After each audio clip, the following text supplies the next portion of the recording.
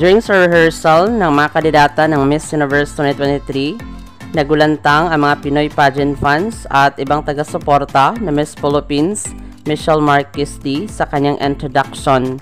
Grabe talaga ang kanyang energy at fresh pa din kahit busy sa pagsasanay sa kanilang preliminary competition. Sa kabilang banda, ito di umano ang maging hint ng kanyang susuoting evening gown sa preliminary competition. Alam naman natin na isang evening gown score sa basihan ng top 20 semi-finalist. Dapat pasabog, elegante ang gown ni Michelle D. At plus factor ang kanyang poise and bearing. Maraming salamat sa panonood. Para maging updated ka, huwag kalimutang mag-subscribe.